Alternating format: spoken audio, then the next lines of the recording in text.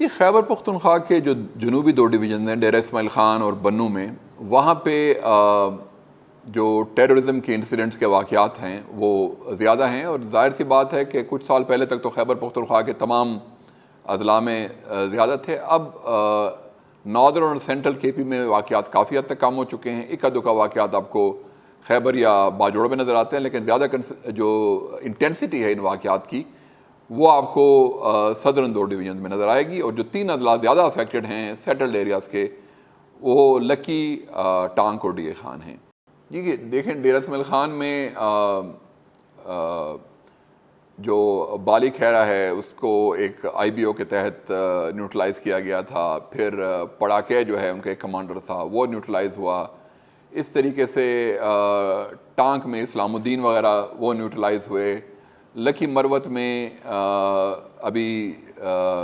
مولوی غلام کو نیوٹرلائز کیا گیا۔ یہ ظاہر ان کے کمانڈرز تھے جو کہ اس ٹیررزم کے واقعات میں ملوث تھے۔ ایک بہت بڑی تعداد میں صدرن اضلاع میں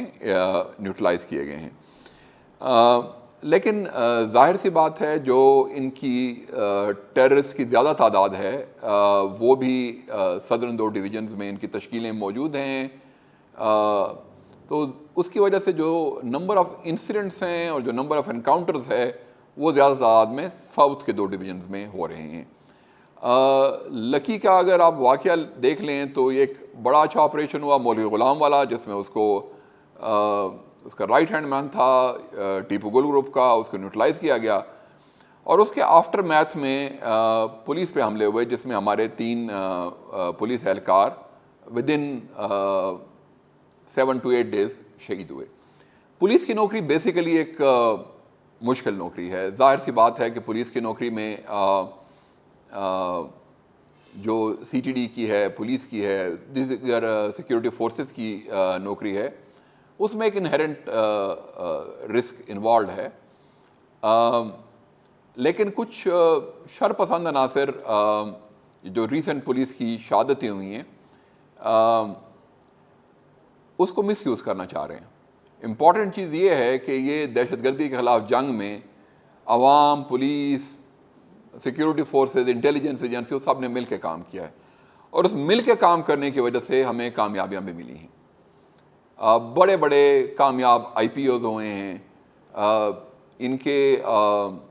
شیڈو گورنرز تک ایلیمینیٹ ہوئے ہیں، مردان میں، سوات میں، پشاور میں، خیبر کے علاقے میں، ہر جگہ کامیاب آپریشنز ہوئے ہیں۔ تو ظاہر ہے کچھ شرپسند عناصر کو یہ جو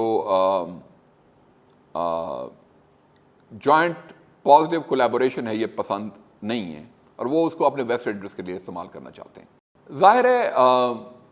اس کا تعین کیا جا رہا ہے، کچھ لوگ تو فور فرنٹ پہ ہیں، کچھ لوگ ظاہر ہے ان کے بیک پہ بھی ہوں گے، لیکن پولیس ایک ڈسپلن ادارہ ہے، یہاں پہ اگر کسی کے جائز تحفظات ہوں گے تو اس کو بیان کرنے کا بھی کوئی طریقہ کار ہوتا ہے، اور اگر کوئی بندہ ڈسپلن کی خلاف ورزی کرے گا تو ظاہر ہے اس کو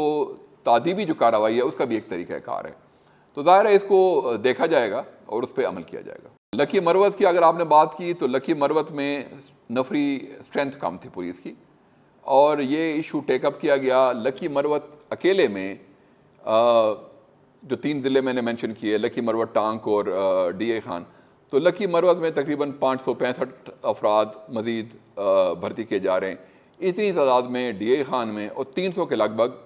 ٹانک میں بھرتی کیے جا رہے ہیں۔ ظاہر ہے جو ایریا زیادہ افیکٹڈ ہیں ٹیررزم میں ان میں پولیس کی اسٹرینتھ انکریز کی جا رہی ہے تاکہ وہ اس کو کیٹر فار کر سکیں۔ یہاں پہ موجودہ حکومت کے برسر اقتدار آنے کے بعد کوشش یہ کی گئی ہے کہ جو ایکوپمنٹ ان کو چاہیے، چاہے وہ گاڑیوں کی سائیڈ آرمرنگ ہو، چاہے ایمیونیشن ہو، چاہے وہ ہیوی ویپنز ہو، وہ پروکیور کیے جائیں، بلٹ پروف جیکٹس ہوں، ہیلمٹس ہوں، وہ ان کو تاکہ جو اپنے روزمرہ کی ان کی ڈیوٹیز ہے وہ ان کو ادا کرنے میں آسانی ہو، تو وہ کیے جا رہے ہیں۔ ابھی پولیس نے ابھی آج ہی بنو میں پولیو کی ایک ٹیم پہ حملہ ہوا، پولیس نے فوراً طور پہ ریٹیلیٹ کیا، اور جو بندہ اس میں انوالو تھا اس کو فارغ کر دیا.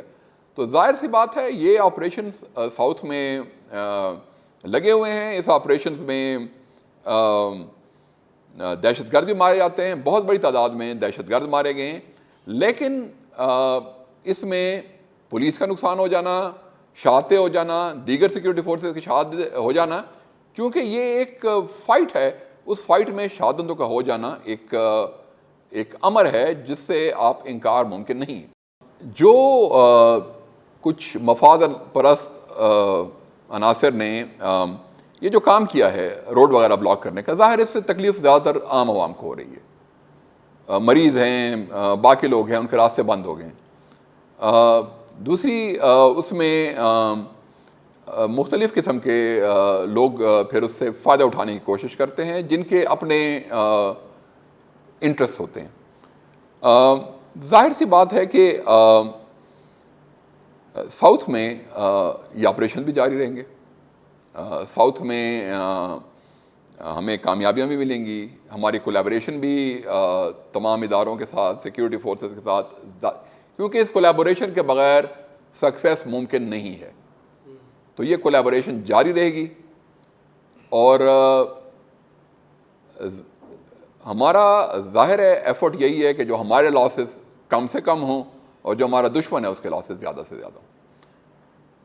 جو کچھ عناصر ہیں ظاہر ہے وہ فورس کے اندر بھی ہیں, کچھ عناصر وہ ہیں جو فورس سے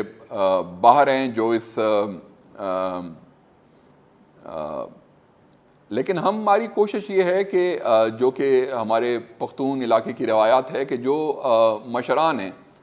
ان کے ذریعے ان کو سمجھایا جائے, ان سے بات کی جائے, اور اگر ان کے کوئی جائز معروضات ہیں تو ان کو دور کرنے کی کوشش کی جائے. دیکھیں کے پی پولیس نے بڑی جمع ورزی سے مقابلہ کیا ہے. 2023 میں 272 دہشت گرد پولیس اور سی ٹی ڈی نے ان کو نیوٹرلائز کیا, اور اس سال ابتدائی 8 مہینوں میں پولیس نے اور سی ٹی ڈی نے مل کے 177 دہشت گردوں کو واصل جہنم کیا ہے. یہ جو ایفرٹ ہے ظاہر سی بات ہے کے پی کو ایک پرامن صوبہ بنانے کے لیے ایک کلیدی کام ہے. ہم اور دیگر انٹیلیجنس اور سیکورٹی ایجنسیاں مل کے اس پہ کام کر رہی ہیں, اور مقصد سب کا ایک ہے, ایک پرامن پاکستان, ایک پرامن خیبر پختونخوا.